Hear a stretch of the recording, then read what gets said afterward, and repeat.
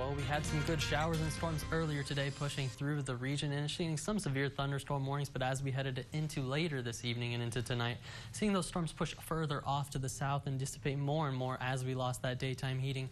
Temperatures were also cooling off nicely with those rain-cooled temperatures. 74 last night's what we got down to, made a good run up to 102 is where we topped out today.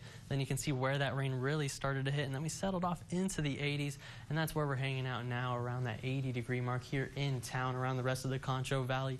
70s off to the southeast, 78 in Junction, 76 there in Menard, 75 for Sonora, and then 81 over there in Ozona. And as we look at the relative humidity values, they've shot up a little bit since that 6 p.m. hour. All of us in the 70s and 60s for those dew points, 65 degrees here in town with those relative humidity indices, 90% there in Junction, here in town coming in at 60%.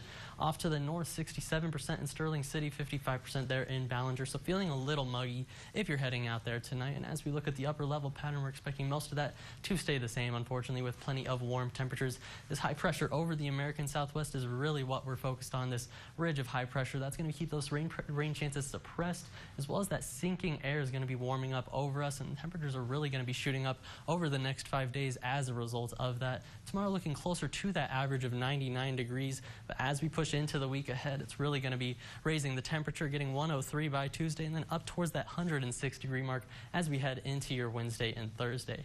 As we take you down to the tropics, we're looking at all this convection happening just off the coast of Cuba. That's going to be Tropical Storm Debbie. You can see really initiating these tropical storm warnings all along the western coast of Florida. Then just up there in the Big Bend of Florida, a hurricane warning, and then a couple of hurricane watches just off of the sides. But as this enters into the Gulf of Mexico, it's really going to be entering a much more favorable environment.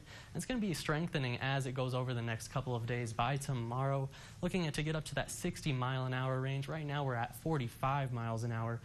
Pressure's down to 1,003 millibars, moving northwest at 14 miles an hour. As it approaches landfall, expecting it to become a Category 1 hurricane with winds around that 85-mile-an-hour mark. We'll see just how much it strengthens. We'll get much better data as that really fully comes over the open water.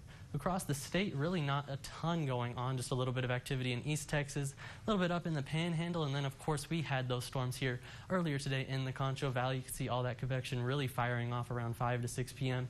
And as we go into this 10 p.m. hour, now it's all really off to the south, mainly focused there in Crockett County. And as we pull up the radar, that's what it's showing as well. Just a couple of light shower activities there in Concho County, but also down in Crockett County where they saw the last of those showers and storms. The rest of the area, unfortunately, getting to that dry mark, and that's where I'm expecting us to stay as we go into the rest of the overnight hours. Looking at that futurecast, you can see these storms that we have right now, these showers and storms, really expected to fizzle out since they don't have any of that daytime heating left, any of that energy left as we head into the morning. Maybe just some of those partly cloudy skies, but tomorrow afternoon we do it all over again.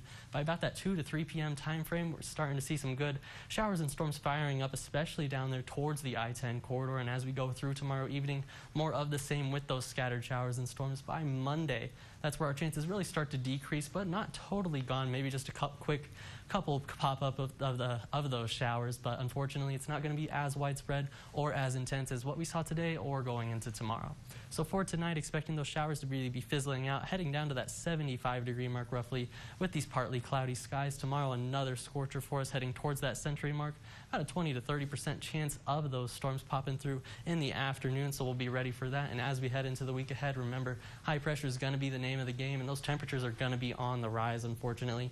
101 roughly by that Monday time frame. 103 there's what I'm forecasting for Tuesday, and then the maximum is going to be as we head into Wednesday and Thursday, pushing 106 if not 107 degrees, with those overnight lows inching their way upwards towards that 80-degree mark.